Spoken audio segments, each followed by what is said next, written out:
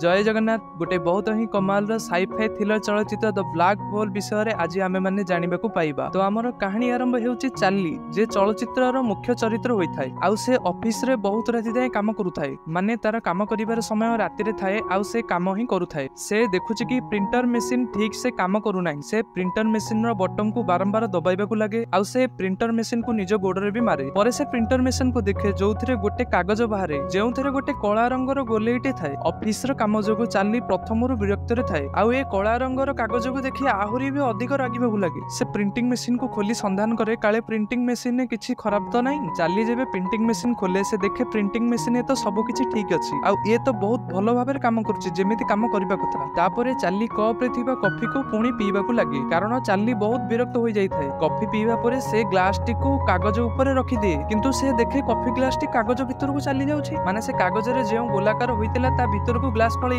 Charlie ता हाथ को से गोलाकार भितर भर्ती करी से ग्लास टी को बाहर करबाकू लगे। आउ से पूरा आश्चर्य हो जाए। परे से कागज को देखे ए कागजर रहस्य कोन एहा देखिया पई से निजर हाथ से गोलाकार भितर पुणी भर्ती करबाकू लगे। आउ ता हाथ पूरा भलो भाबरे सेथिरे भर्ती हो जाए। चार्ली बहुत खुशी हो जाए कि ताकू गोटे चमत्कार कागज मिली गला बोली। से सर्वप्रथम ऑफिस रे थिबा एक वेंडिंग मशीन रे परीक्षा करे। वेंडिंग मशीन रे कागज लगेइला परे से मशीन भितरु किछि चॉकलेट बाहर करिवारे सफल हो जाए। आ खुशी रे चॉकलेट खाइबाकू लागे। तेबे चार्ली भाबे ए तो बहुत चमत्कार कागज। आउ मु ए कागज द्वारा कोन करि परिबी। ठीक ता आगे थिबा गोटे लॉकर घर को देखे। आउ से लॉकर घर रो कबाट को कागज द्वारा खोली दिए। तापरे लॉकर घरे थिबा लॉकर रे से कागजटी को जरी ओठारे लगेई दे। धीरे धीरे करे से बहुत पैसा बाहर कर दे। तापरे ता हाथ लॉकर भीतर को पाए नाही, सेति पई से निजे लॉकर भीतर को पसी जाए। चार्ली लॉकर भीतर को ठीक पसिबा मात्रे लॉकर रे लगेई थिबा कागजटी हठात खसी पड़े। आउ चार्ली ता भीतर अटकी जाए। आउ चार्ली सब दिन पई से लॉकर भीतर बंद होई रहि जाए। ए चलचित्र एही थारे समाप्त होई जाए। आपण माननको मु कहि दउछि जे ए चलचित्र गोटे छोट चलचित्र थिला। आउ ए चलचित्र रे गोटे सुंदर शिक्षाटे दिया जाइतिला। से शिक्षाटा कोन आपण माने कमेंट रे निश्चय निजर मतामत जणेबी।